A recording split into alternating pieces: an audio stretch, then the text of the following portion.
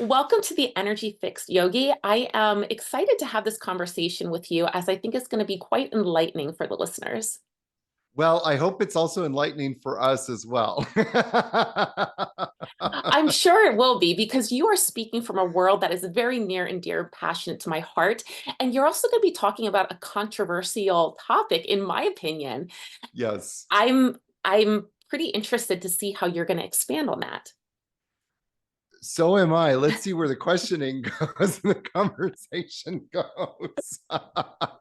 All right. Well, let's let the listeners thank get you to for know having you. me on too. I appreciate it. It's a pleasure to Oh, be here. you're welcome. You're welcome. And I was saying before we started the recording and started the show today that you have such an interesting story and you have Mm, such beautiful energy. It's going to be this interview, I think, is going to be really dynamic with some of the perspectives that you're going to bring to it. So let's dive into those perspectives, shall we? absolutely. All right. So, first, so the listeners can get to know you a little bit better and get to really understand who you are, at least at this point in your life. Is there a word or a phrase that you are really embodying right now and connecting into? Whew. Stable, uh, manifesting, Mm, and intentional. I feel like at this moment in my life, I've lived already kind of several lifetimes in this life. I'm not talking about past lives. I'm talking about this life. I've done so many things, and when I came to Costa Rica and started Blue Osa, I thought to myself, like, this is going to be it. This is it. I'm going to die here. I'm going to live the rest of my life here. And within a few short years, I started to realize, like, nope, there's more to this. And so I feel like I've been thrust into another rendition of Yogi Aaron, of my life, of creating. And it's not been an easy, like it hasn't been a straight line to get here. Um, it's been all over the place. And you would think that perhaps, living on the beach in Costa Rica and then that's it. But I'm one of those kinds of people that I feel I get like my kind of the kind of like bell that starts to go off when I'm not living in purpose is I start to get restless. And there's kind of two kinds of restlessness. One is just like, that sort of addictive restlessness, like I need to be doing something, and that's not a healthy restlessness. The restlessness I'm referring to is like I'm not exactly where I should be right now, and something is like stirring in the depths of my heart to kind of push me in another direction. And so that part has been a borning. It hasn't been a straight line, but it's been sort of happening since 2016. And during the whole lockdown, I started to create this course on how to manifest and live your life purpose. And one of the byproducts of that whole sort of trajectory was to create this 28-day affirmation series, and which was going to be included in the course. But although I never launched the course, a lot of other stuff happened. And so I felt like I was doing the course, and creating the course, I was doing the course. And that kind of really, I think, solidified the direction I was supposed to be going. So, yeah, manifestation, baby. I feel like that is the theme for so many of us right now, especially, but throughout the course of our lives. As soon as we think we're there, Yeah. all of a sudden we're not, or we Uh-huh. realize it's now time to move into the next iteration of whatever that is. So that's exciting. And I love that you're so aware that it's restlessness in a healthier way. Mm-hmm. That is your signal of it's time to shift. Yeah. Yeah. So when that comes in and you start to feel these feelings of manifestation and being more intentional and getting some of that stable energy going on, what do you do in maybe your self-care or in your practice, your everyday living practice to embody that deeper so that you can do that? Yeah, I feel like when I was younger, there was more sense of an urgency. And I don't mean that in a good way. I mean that in sort of like, you know, how we are when we're young. We need it now or the world is going to end sort of urgency, right? And and for better or for worse, right or wrong, it that really propelled me. But one of the lessons of yoga that I think gets really never talked about, which should be talked about incessantly, is sitting with something. And so, sort of like, I'll kind of deviate from that just for a second. In this whole sort of new age yoga world, especially in this sort of more, um, let's just say for the time being, politically correct yoga world, that you're supposed to express yourself, whatever you're feeling, just dump it out, and the world should, you know, the world is supposed to listen to you. And this is like, by the way, this has got nothing to do with yoga. This is something that has been very perverted in the yoga world. um, what we're taught in yoga, and we look to Sutra 2:1, tapas vijaya shvara pranidhana. And so we looked at tapas, and tapas is, the meaning of tapas means to heat, to get heated. But how do we get heated? We have to contain it. We have to contain something. And so practice is tapas. It is a form of tapas. You're creating a container, and you can use this idea of a container very spiritually. You can use it mentally. You can, like, you know, when I'm teaching my teacher trainings, I always tell the teachers the classroom is your tapas. The classroom is your container, and you want to create this heat. You're putting ingredients into this container to create heat. So I digress back to my point that it's really important to cultivate our ability to sit with something. And so when, you know, and that kind of ties in with the stability thing, because if you're not stable and you have all these ideas, you know, whizzing around, it can create more instability. And you see that with people a lot. Like they just like, oh, I want to do this and I want to do that and I want to do this and I want to, and they're like a tiger chasing their tail, never catching anything. And so what we want to do is come back to stillness. And so when I was talking earlier about this idea that it took me like many years to get there, it was because I knew this restlessness was there, and I just sat with it. I just felt like I needed to sit with these ideas, to try something and then come back and go, okay, does this feel right? And it took me a long time to find exactly what it was that I wanted to do. And I feel like I owe a lot of that to my practice, and just kind of, again, being able to come back to the present moment and listen. And so your listeners are probably asking, what the hell is he listening to? So I know I took the question right out of your mouth. So the listening is listening to your heart. And, you know, and so you can say the voice in the heart is the voice of the soul. It's the voice of the unconscious. It's the voice of God. I'm constantly reminded, Mother Teresa said that God speaks and the heart listens. And in the yoga world, we say that the sound of the heart is the sound of nada, the sound that is unstruck, which means silence, really.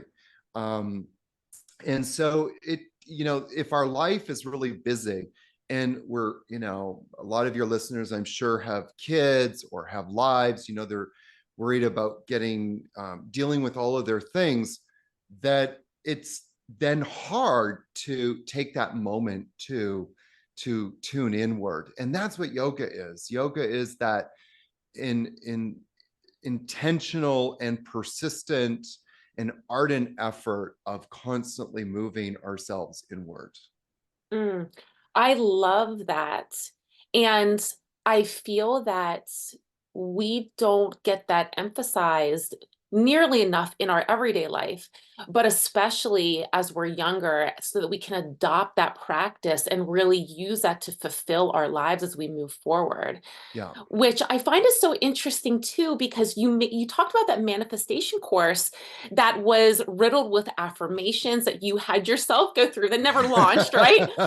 But what I The find so affirmations did just for your listeners, they can access it if they want to. It's one of the greatest things I ever did, but please continue. Yes, oh it's yeah, out there. we'll definitely link that down into the show notes for sure. But what I find so interesting is when I listened to your story, you talked about how you were taught to do affirmations at the ripe old age of 13. Yes. And I think that's fascinating. It was like it was already instilling that Yeah. within yourself and within your habits, but also within your soul. Yeah. Yeah. Yeah. I grew up in a very kind of Christian household, and my my mother, uh, by the time I was around 11, 12, moved away from that and more into sort of like the new age kind of world, if you will. And part of that was getting into affirmations. My mother, when I was 15 or 16, had me listening to the Brian Tracy Phoenix seminars. And so Brian Tracy is this, the equivalency of Tony Robbins, obviously not on that scale, but he probably was the one who influenced Tony Robbins. And I remember like listening to those tapes and learning about creative visualization, learning about intention setting, learning about the power of the mind, and of course, affirmations. And so my mother had me doing these affirmations and at a very young age. And so when I started introducing them into this manifestation course, this manifesting your life purpose course, it was this beautiful like bringing back a part of my life that had sort of disappeared. And I then got really in touch with affirmations. In fact, since I've done that course, I make it a huge part of my teacher trainings now, doing affirmations. And in yoga, I didn't actually realize this for a long time, but there's a Sanskrit word for affirmation, which I think is a better word than affirmation. It's bhavana.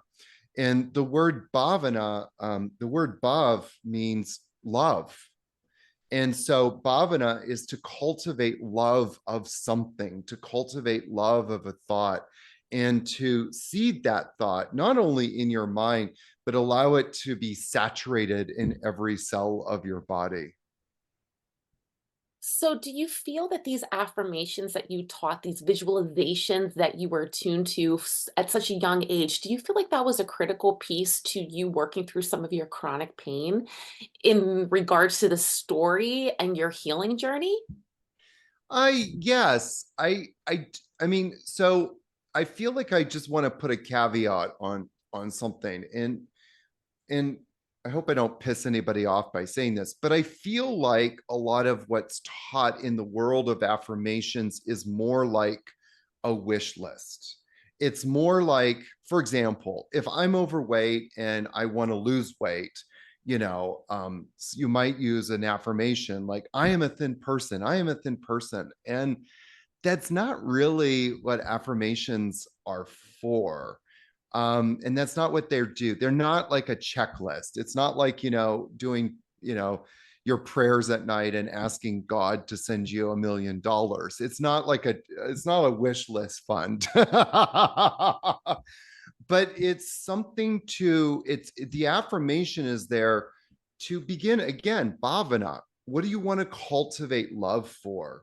And so, going to the person that's overweight, and of course, I'm making a broad stroke generalization, okay? Because I mean, there's so much to unpack with that conversation. But with the overweight person, maybe the affirmation is something more about how can I cultivate more love for myself, literally?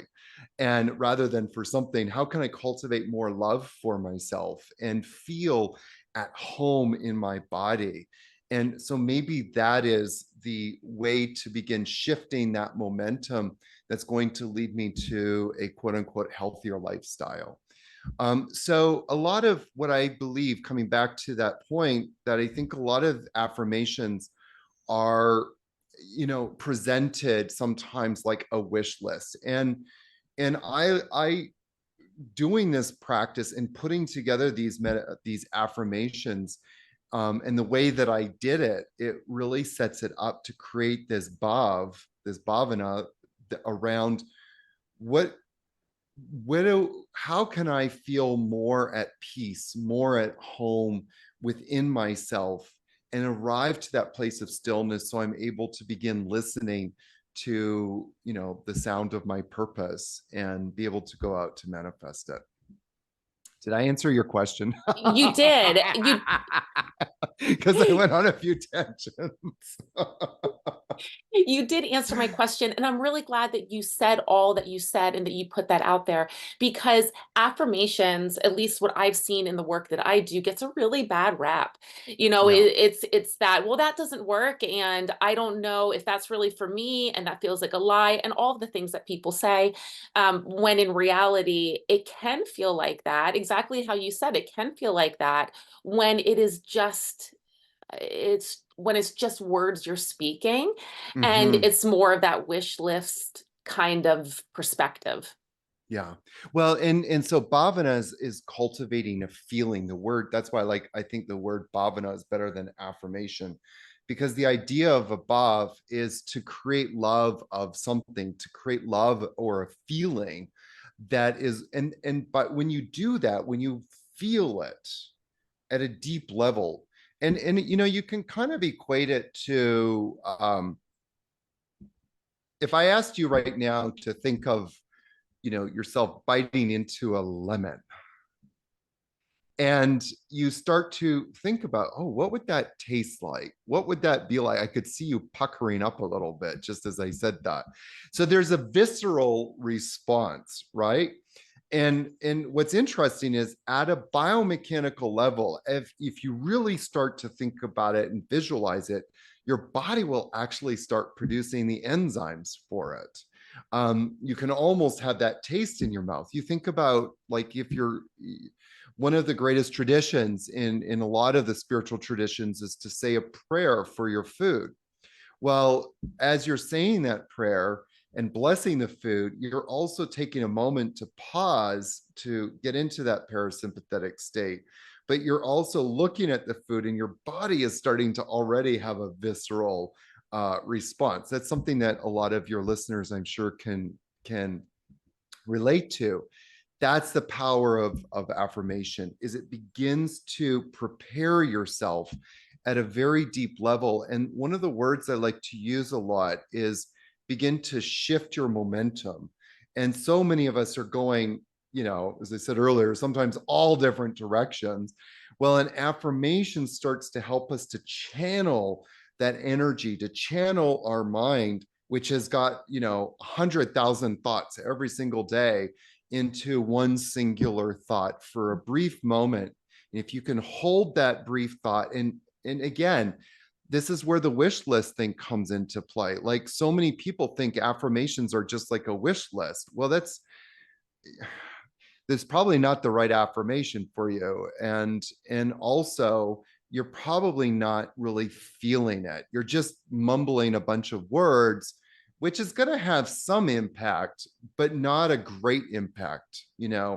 And so taking that moment to really focus the mind on it, to feel it, and let that feeling, go out into every cell, that's going to start shifting your momentum. And all of a sudden, unconsciously, where you might have been going this way, now all of a sudden you're starting to go in the direction you're supposed to be going. And that's the power of affirmation, is it starts to shift your mind, shift your whole cellular DNA. I mean that metaphorically, and then direct you into one direction. Mm. And I'm really glad we started with this conversation. Listeners, I want you to put a pin right into this part of the conversation and keep coming back to this, because as we start talking here about stretching and chronic pain and body movement and all of that work, what we just talked about with affirmations is going to be such a beautiful bridge for you in trying to transform, but also speed up that transformation on Mm, your journey. So, yeah. thinking about your journey, thinking about this work, or I shouldn't say this work, I'm sorry, this teaching that you Mhm. started at such a young age. Can you talk about your journey and talk about what brought you to where you're at now? Maybe some of the challenges that you had along the way, and just dive into how you are doing this amazing work you're doing right now. Thank you. Well, I got into yoga, I think like a lot of people, for the reason that a lot of people get into yoga. I was really tight. I didn't understand what muscle tightness was about. And I had very tight hamstrings. I looked at older people who looked old, and there's always a common theme. They're very tight in their bodies, very little range of motion. Also kind of a fear in the way that they move. There's this loss of trust. And so for me, yoga seemed to be the answer. So I got into yoga to get rid of my tightness.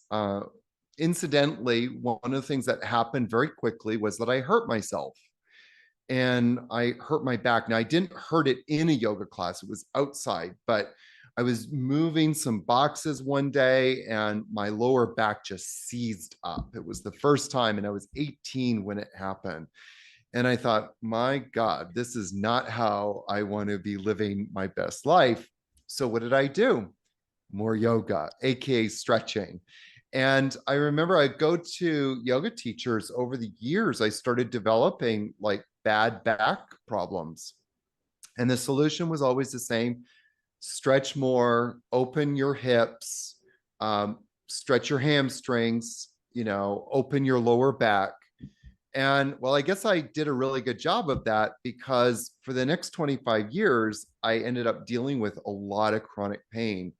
I don't feel like I need to get into that too much, but a lot of like really bad chronic pain. I remember getting chronic pain in my neck, and it was a reoccurring thing. It kept happening over and over and over, and I would wake up some nights with like feeling like a knife was driving into my scapula.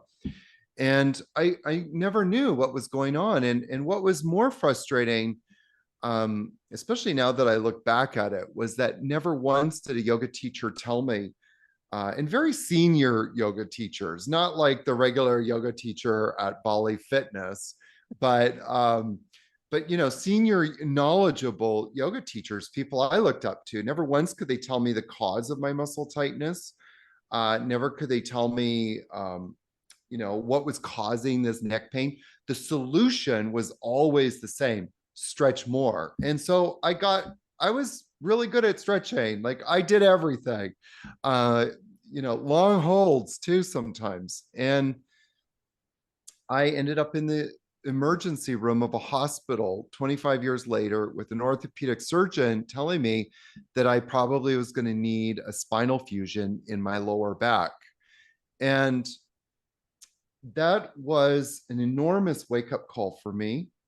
I had already sort of started to get ideas about, um, maybe stretching wasn't the best thing. Maybe I needed to look more into muscle activation technique, other things, that sort of thing. And I didn't really get into it until I ended up in the emergency room. And that was when I had that big light bulb moment and thought there has got to be, another way. And so I started to study muscle activation technique, and it's taught by a man named Greg Roscoff. He started a school in Denver, Colorado. And I just made the decision to, at the very least, to study some of it so that I could have a better understanding of the body. And what I quickly started to realize was that I didn't know anything,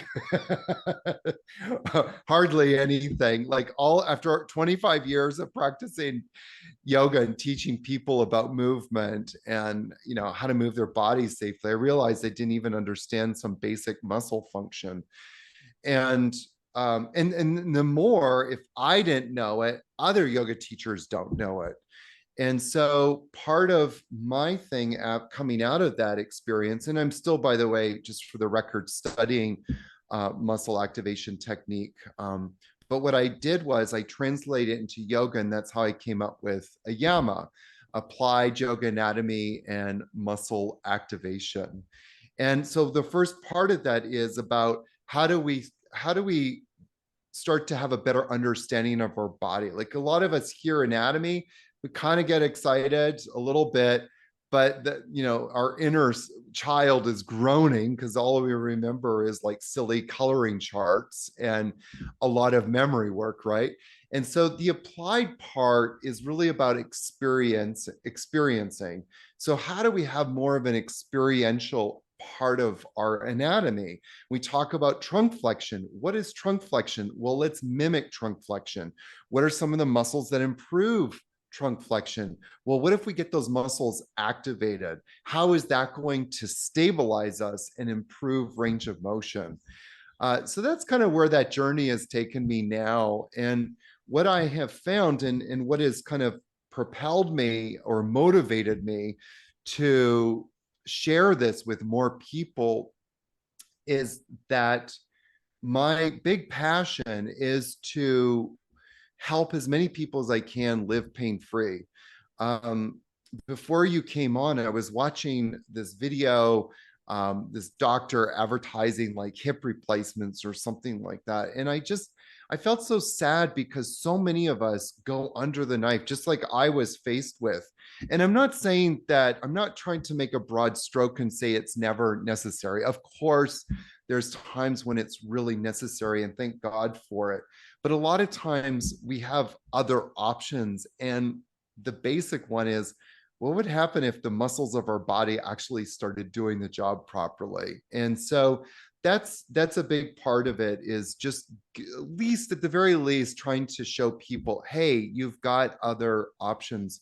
One of the things that I wanted to give you and your listeners was a pathway to begin getting a solution to their pain. And so one of my very dear friends who lives in Germany, he's actually Costa Rican. So I'm in Costa Rica. He's Costa Rican, but he lives in Germany. But he messaged me yesterday and he says, Yogi, a lot of people just call me Yogi, especially in Costa Rica. Yogi, I'm in real pain right now. I have some issues in my L4, L5, which is where most people have issues. And I have horrible sciatic pain. And I just gave him that link. I also gave him some other things, but I said, here, go do this link. And he messaged me back. He goes, I did that pose you told me to do, and the pain is gone. I'm like, I can't believe it. Just something so simple. And I was actually blown away too. I was like, come on, not that fast. But yeah, I mean, sometimes it can happen that quickly when we start to get muscles working properly. And so just for your listeners wondering, well, what is the definition of a proper muscle?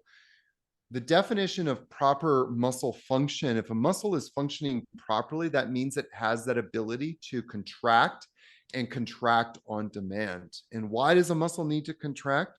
Because it needs to shorten or contract so that it can move bones and stabilize joints. There's that word stability again. And so it needs to stabilize joints. If the joint isn't stabilized, the result is stress or trauma or overuse. And the result of that stress then is inflammation. And that's why you feel pain. If you get the muscles to work properly and stabilize the joints, there's no more stress, and therefore there's no more inflammation. And sometimes it literally can happen that quickly. As you were talking, I was thinking back to when I was working in physical therapy full time and really living in that world. And I would see clients come in all the time, patients that came in that were on that, should I get the surgery or should I do XYZ? And there were so many times that the surgery absolutely was the next best option, right? But there was also so many times when it wasn't, that there was much more, I should say, much less invasive options available to that person. So, as we were talking, my physical therapy brain just started wondering, when it came to your chronic pain, what do you find was the most valuable piece to overcome that chronic pain? But then maybe also, what was the most detrimental? And maybe this answer is the same. I don't know, but I'm curious, like, what do you feel was the most valuable piece, and what was the most detrimental? Well, I'm going to answer it with the most detrimental, because the detrimental is what I was saying was that I just needed to stop stretching. It was the stretching that was killing me.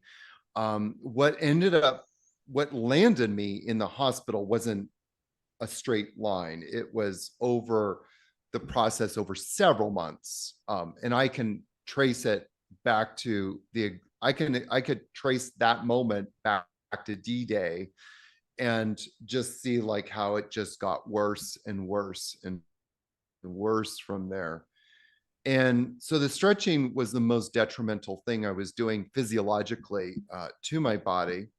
Um, the thing that started to flip the script was, I mean, when when I landed in the hospital, I shortly after that, I had a trip to New York, and I saw my muscle activation therapist, Eric, who I never really referred to him. I just knew that he had magic hands. I didn't really understand everything that he was doing, but he was one of the only people that I could ever go to that if I walked into his office with pain 9 out of 10, I would leave with that pain like a 2 or 1.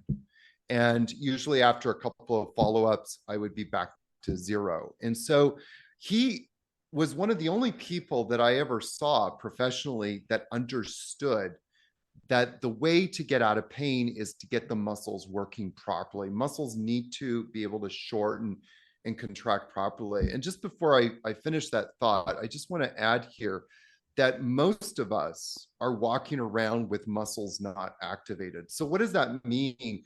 That means that it's like a light switch. You can turn a light on, there's light. Turn it off, there's no light. A lot of us are walking around with no light on in our muscles. And that's not a judgmental statement, by the way, it's just a fact. And we can test it with a lot of people. One of the questions that kind of came up the other day for me was, why do with runners, runners deal a lot with tight calves. And I made the comment and said, a lot of times the calves are doing the work of the glutes. And so if the glutes aren't working, remember the glutes are hip extensors and they stabilize the back and hip joints and et cetera, et cetera. I mean, they're so important. If they're not working, if they're not firing properly, and most people's glutes aren't, that's just across the board. So most people's glutes aren't, it's going to go into the hamstrings. But the hamstrings aren't working properly, which they're probably not if the glutes aren't. Now it's going to come into the glutes. Well, the glutes start to get overworked and they tighten up. And you see this a lot with people that are walkers and or runners. They sometimes get really bad calf cramps. And of course, a lot of the pseudoscience out there, well, you just need to eat a banana. It's like, a banana ain't going to solve this, honey. I wish it did, believe me. Um, so, so Eric, when I went to go see him after I ended up in the hospital, Eric had me on the table and he did something to me that changed everything.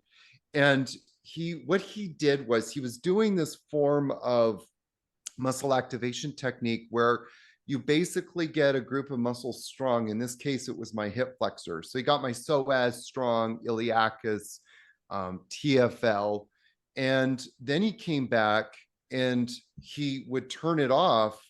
And it was basically a cycle of getting it strong, weak, strong, weak, strong.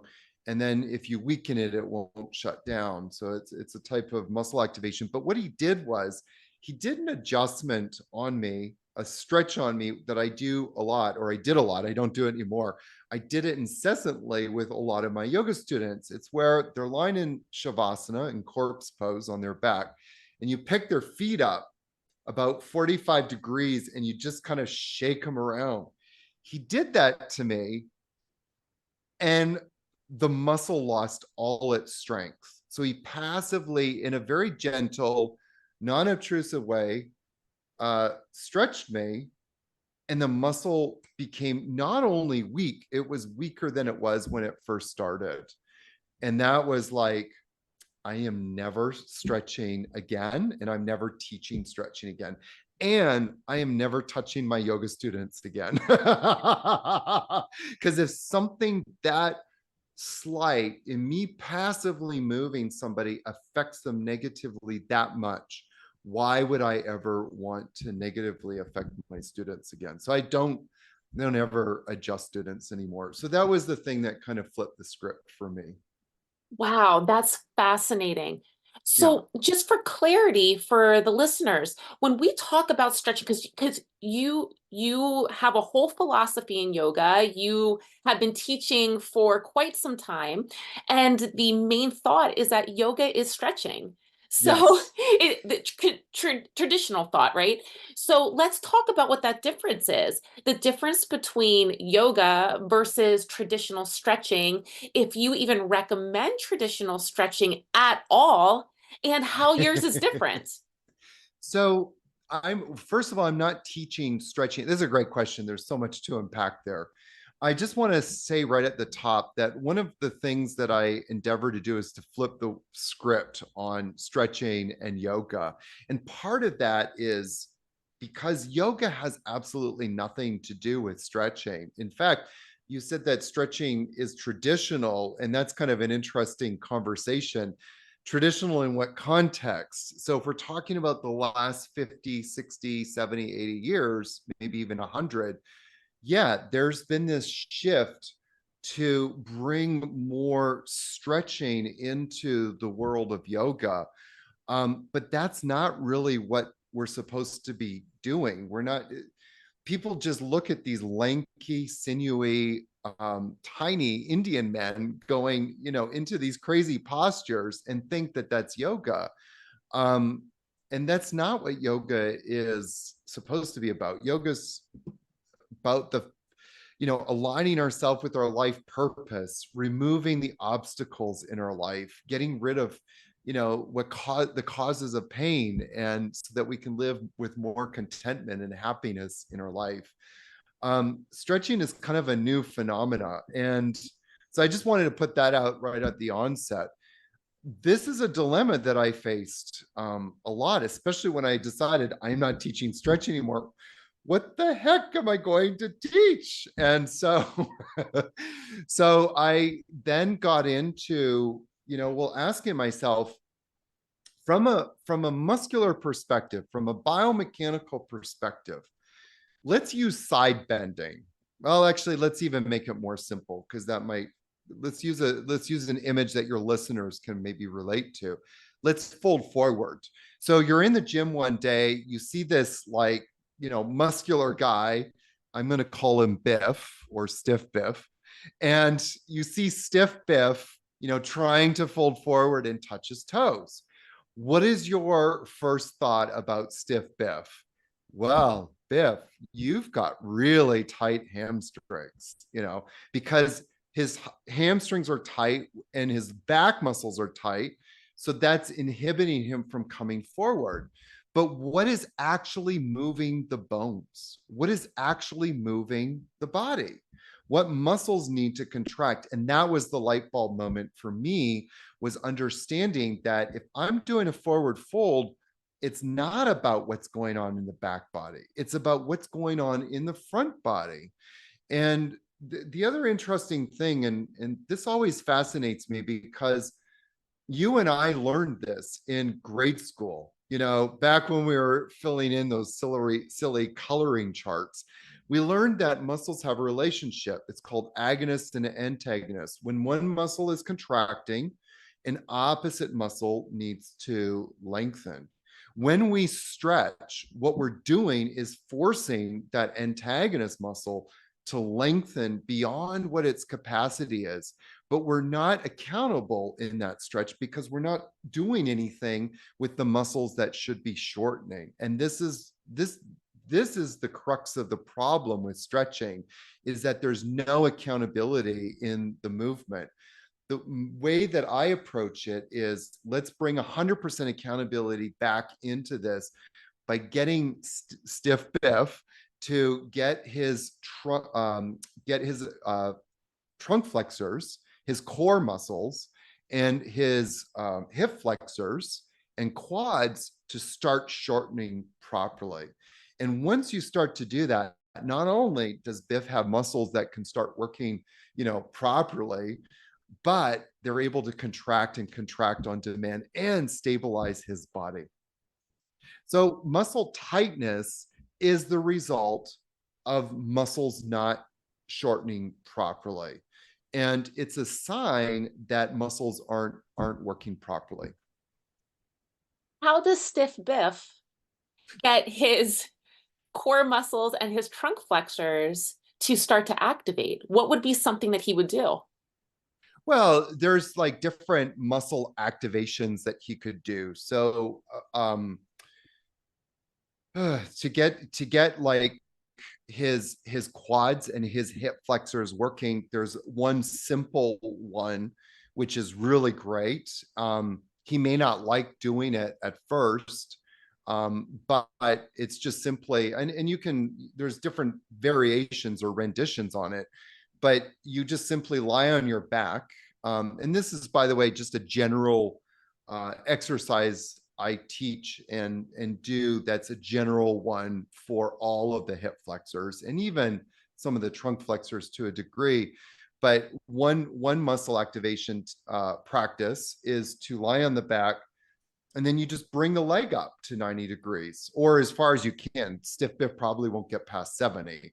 So he just brings it up as far as he can, and holds it there and really tries to engage the quads and maybe keeps it there for 6 seconds and then slowly lowers it back down. And you just keep doing that. Do it about 6 times on each side, and that will start to activate those muscles. The thing is that especially in someone like Stiff Biff's case, and this, by the way, is true for a lot of your listeners, a lot of us are walking around with muscles that are turned off. Again, that light switch is just turned off. Now, you and I have been talking for almost an hour. So we've been sitting here for an hour. Our glute muscles have shut down. They are, no one's home. Now, if we stand up, hopefully those muscles will start activating. That neuromuscular connection will kick back in almost immediately.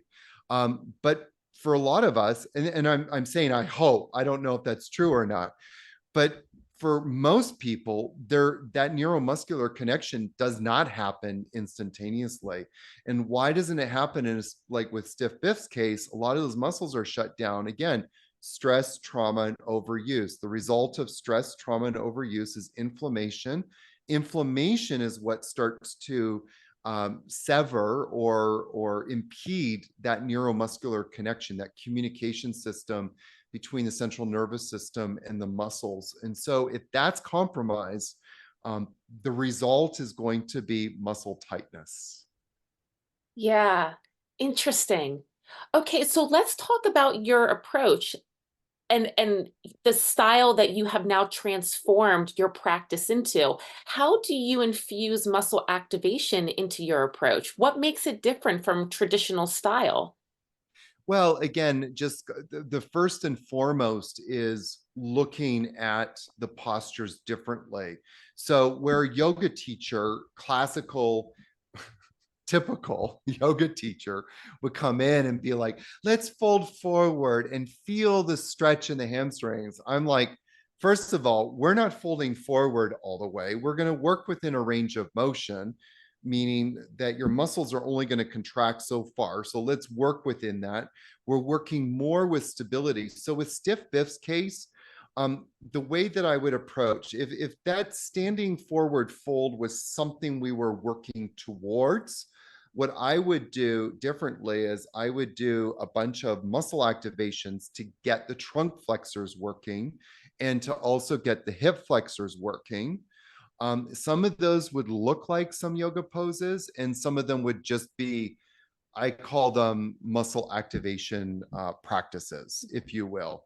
So one of those I just gave to you, which is lying on your back and lifting your leg up as high as you can and really engaging the quad. Now, that's a pose that we see a lot in yoga, but where a typical yoga instruction would be to grab the leg and pull the leg towards you. And if you can't grab it, well, that's okay, because we got a strap and we're going to use that strap to pull you towards you. And maybe I've got a gimmick that can help you become more quote unquote flexible. And sure, Biff's range of motion might improve, by the way, with the stretching business and the gimmicks, but he's going to be left more unstable than when he first started. So again, where I would differ is you're lifting your leg and holding it there by yourself. You're not grabbing it or trying to increase a range of motion passively. So that's one example of a muscle activation. Then when it and I would do a few of those. And then when it came time to actually do the pose, what I would do is I would have Biff standing with his hands on his hips. And I would start to move in and out of the pose. So I would, for example, say, Biff, bring your hands to your waist or behind your back. Engage your core and tighten your abs as much as you can. Now let's inhale and exhale, fold forward 20 degrees.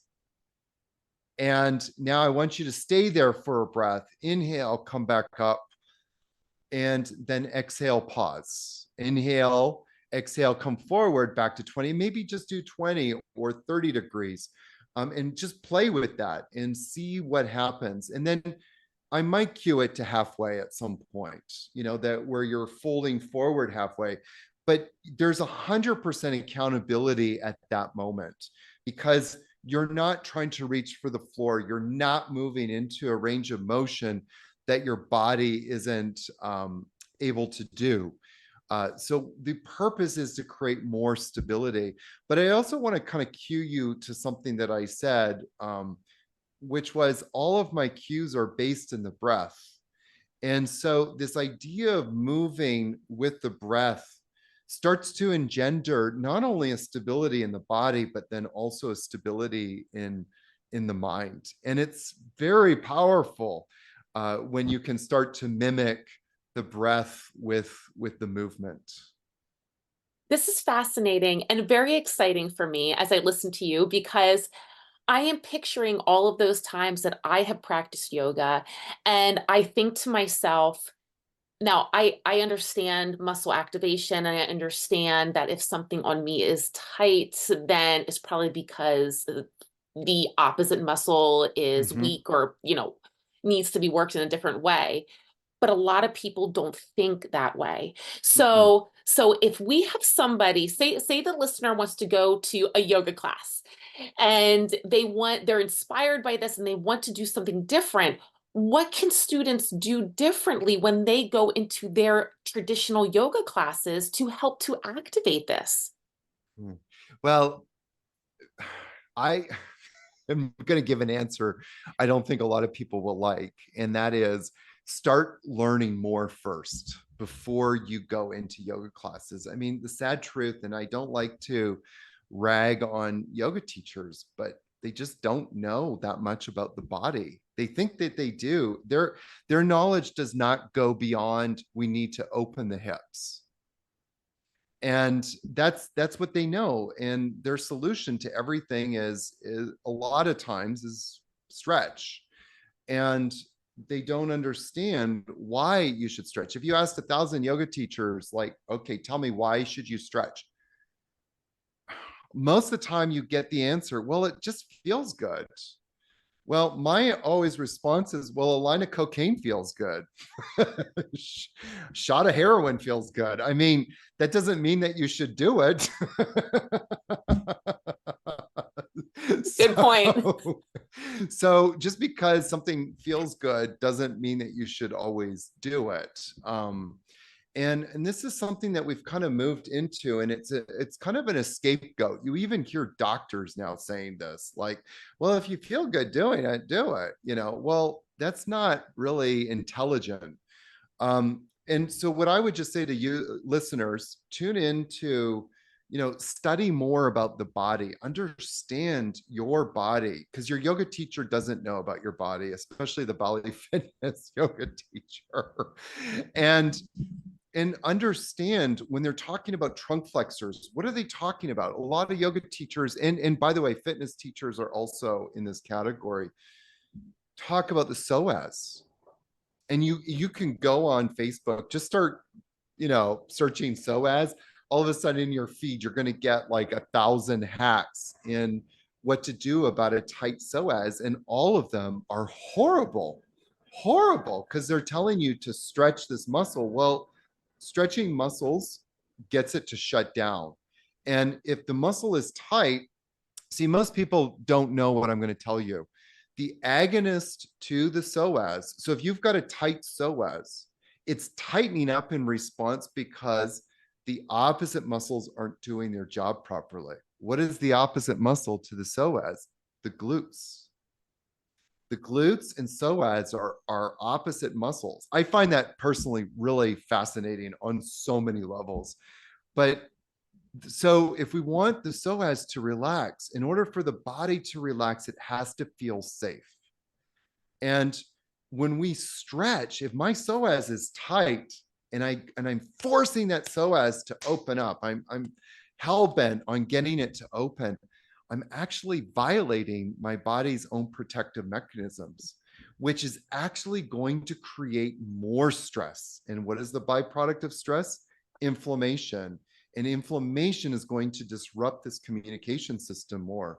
What we want to do is start to heal the body. And by the way, yoga is such a great complement, because the first sort of practice, if you want to say that for now, the first practice in yoga is relaxation. and and so we need to heal ourselves, but we also, in that moment of healing, in a parasympathetic state, start to improve this communication system between the brain and the muscles. And so they can start working and supporting the joints of our body properly. So when somebody is told that they could hurt themselves because of an overuse injury Yeah. or tight muscles, would you say that part of that is because the right muscles are not activated? Yeah. I mean, most people, a lot of times, tightness can show up in the body when the body doesn't feel safe. I had kind of an epiphany experience. This happened to me somewhat recently, where I was actually getting muscle activation technique done on me. I was actually in Dallas at that time. And I went to this guy, and he was doing this thing on me where you kind of fold forward, and it's a way of activating. Um, the whole thing was an activation of my trunk flexors.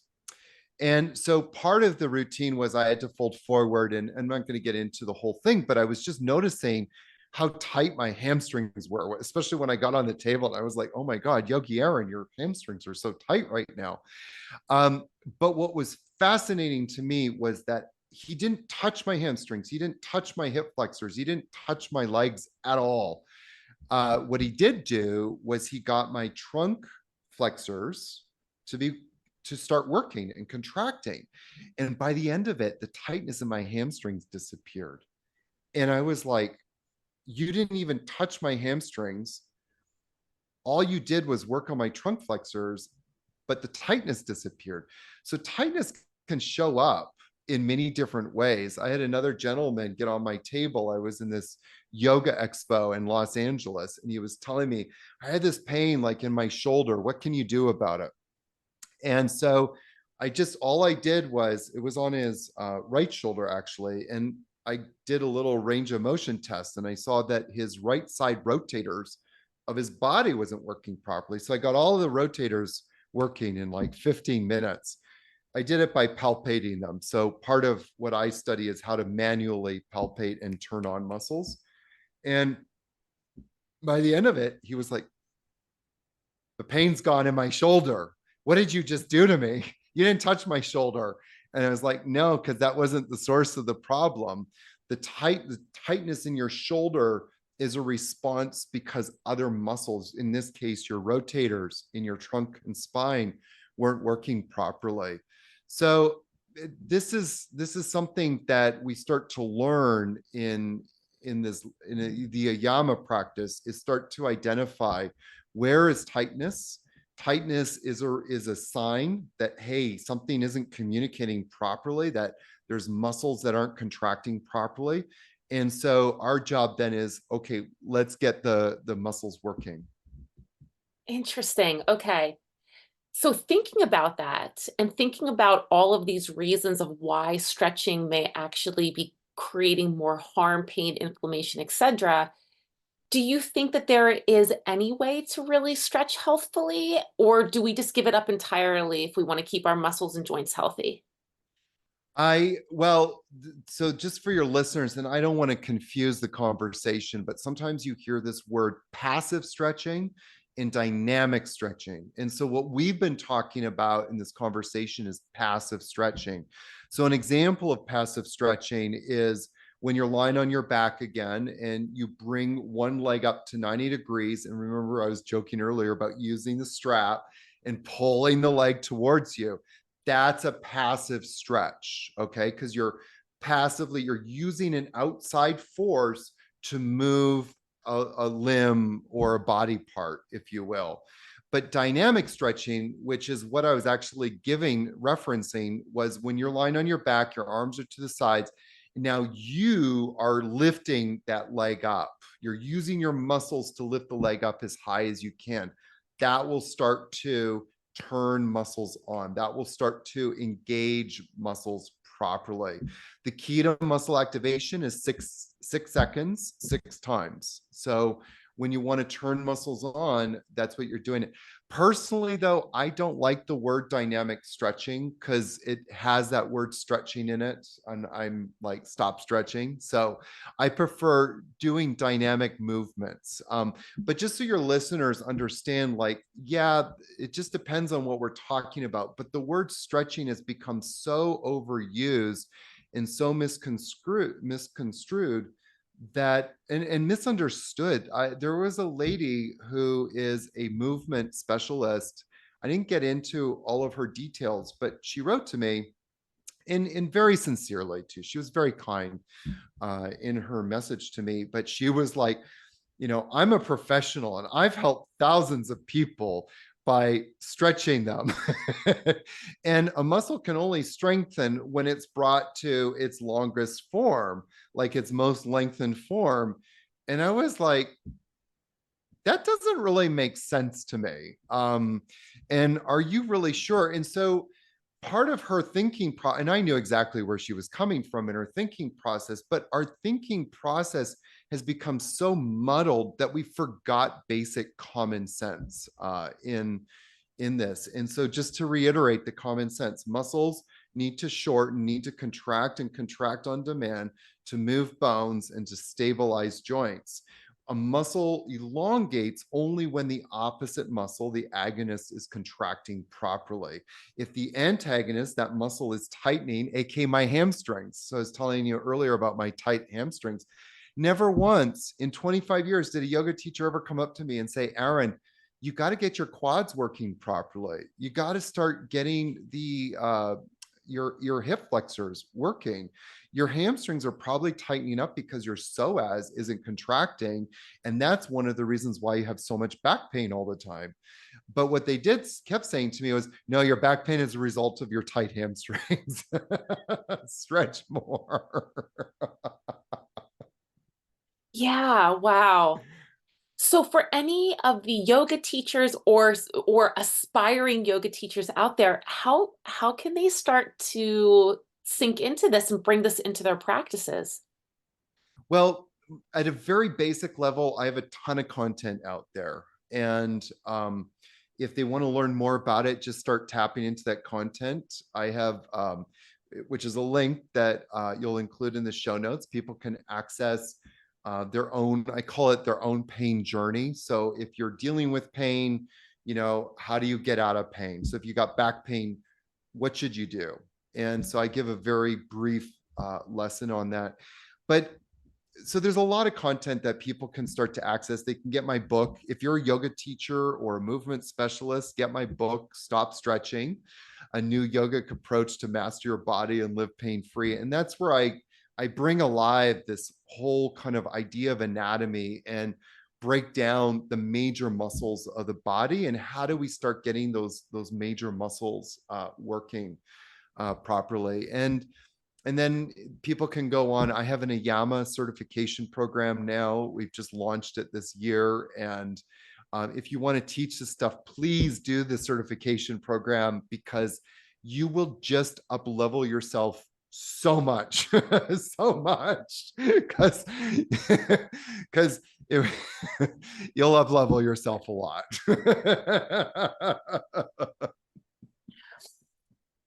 What do you feel is the ultimate goal of yoga? And how is Ayama going to help support that on its journey? So we can look to the ultimate goal of yoga right away in the first, pretty much the first two Yoga Sutras that Patanjali opens up and he basically says that we have so much potential within us. We have, you know, one of my favorite quotes comes from a sci-fi series, and it basically goes, "We're all bits and pieces of stardust, the universe made manifest, trying to figure itself out." And it's such a tantric idea because everything that is within my cells, my atoms, or sorry, within my cells and in the makeup of this body is the same stuff that makes up the universe. And so Patanjali opens up and says, we have everything inside of us. And the way that we access that, this is Sutra 1.3, the way that we access that is when we become completely at home and at rest within ourselves. So the purpose of yoga is to manifest our purpose, to live our life purpose, to live, I know this is a bit of a cliche term, but I like it, to live the best version of ourselves. And it's worthwhile, by the way, mentioning that Sutra 1.4, he says, but you messed it up.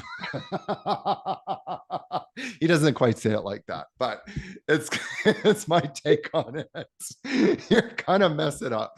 And so he spends the rest of the 192 sutras telling us how we can get back to our wholeness and beautiful teachings. That's what Ayama hopes to embody. And where Ayama comes in, first of all, first and foremost, that the goal of Ayama is to get people stable. And, my teacher Panditji always says a confused mind, which is an unstable mind, a confused mind is not fit for the practice of yoga. We don't have to look too far out into the world to see how much confusion, what a state of confusion people are living in. I mean, it's crazy. And all of that confusion dampens our intrinsic wisdom. It dampens the intrinsic wisdom of the soul. Yoga helps us to get back to that intrinsic wisdom. And from that place, and I'm sure that anybody who's done almost any kind of yoga class now can cite an experience where you kind of leave yoga feeling a little lighter. Again, confusion is heavy. you get rid of some of that confusion, there's going to be a feeling of lightness, a feeling of clarity. What I want to do is turn the volume up on that. So that's the first part of Ayama. And the second part is to help people live pain free, knowing that when I've been in pain, so much of my life force energy is geared towards how can I get out of pain? And it's all consuming, and that's not a great way to live our best life. So Ayama comes in and goes, okay, we're going to be here for a while. you you hear yogis compare themselves a lot to people, the yogis who lived in the Himalayas. You are nothing like those people. Their life expectancy was like 40 years old, for God's sakes, and that's if they didn't die of starvation, the elements, a flash flood.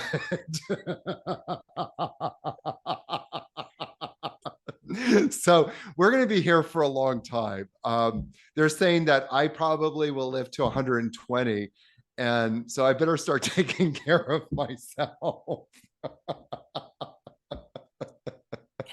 Yeah, we have so much at our fingertips for sure in Yes. comparison. But I think that's great. You made a really viable point that when we are in chronic pain, chronic inflammation, Yeah. that really steals our focus and that intrinsic wisdom. It kind of turns it down or shuts it off to Yeah. allow us to really understand where we are supposed to sink into, what our purpose is, how to move Yeah. forward, which is really the whole point of yoga. So the fact that you're fusing those together is a beautiful, beautiful bridge. I love that. Thank you. Thank Oh, you. I guess I'm just curious, where do you see the future of yoga going at this point? Especially through your perception and how you are viewing it. Yeah, sometimes I'm hopeful and sometimes I'm like pessimistic. And but I'll tell you the hopeful part. I'm not going to tell you the pessimistic part. I'll tell you the hopeful part.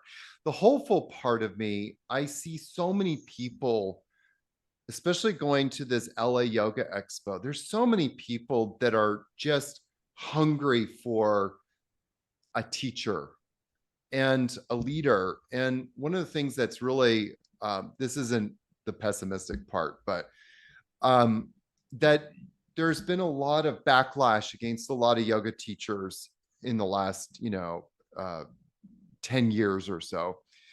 And for a lot of good reason, you know, but the other side of that is that there's also been like this disdain for having a teacher. And I see so many people that are just hungry students, and I'm praying that more of people, this is going to start drawing them to the more deeper practices of yoga, and ask that question, how can yoga serve me to help me live and manifest my life purpose? And the answers are there. And we also need to get to work and do the work ourselves. Whether you're following a path of, just spirituality, or want to take these practices of yama and apply them into your life, you still got to do the work. It's not a magic pill. And so I'm hopeful for that. I'm hopeful that people, and we see that shift starting to happen, like people moving away from being stuck in asana and starting to go, okay, now I want to move on and evolve.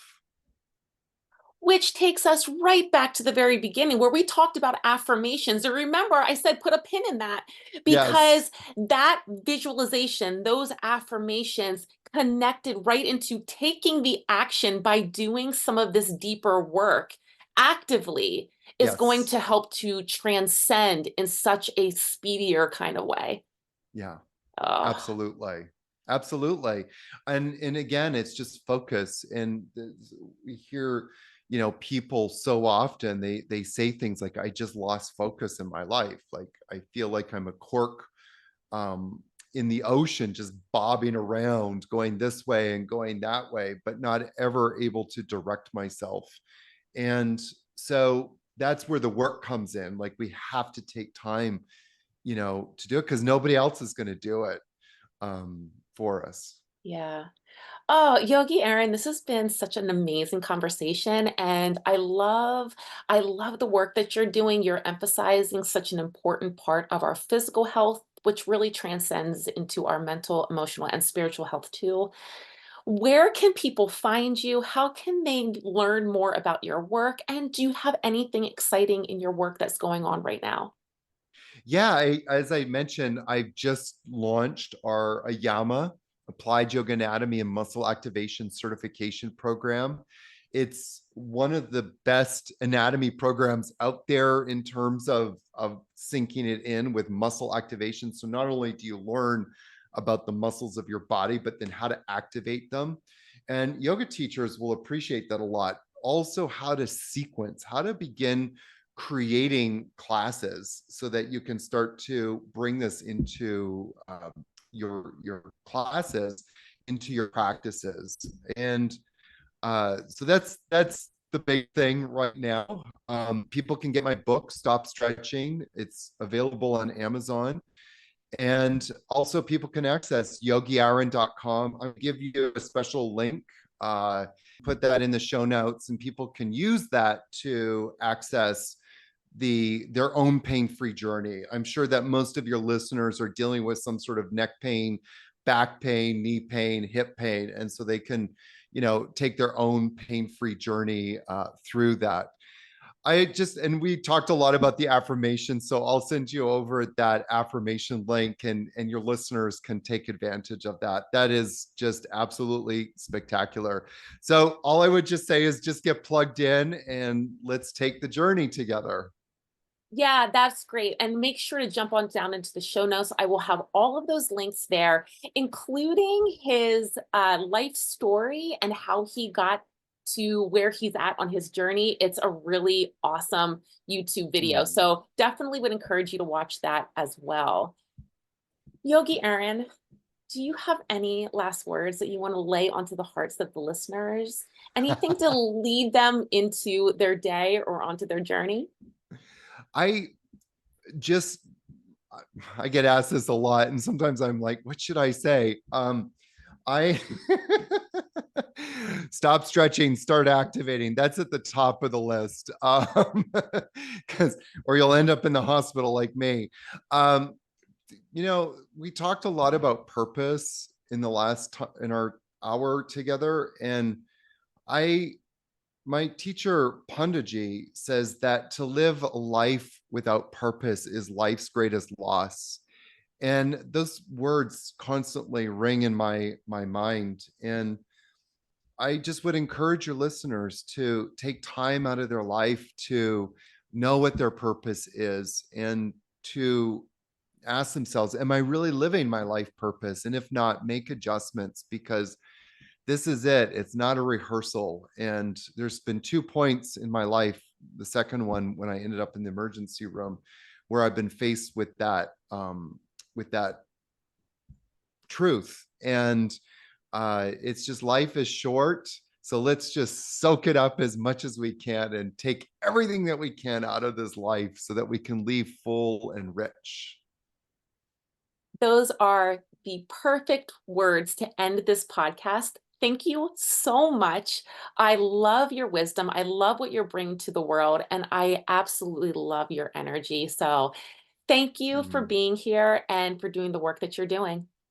Thank you so much for having me on. Appreciate it. It's great chatting with you.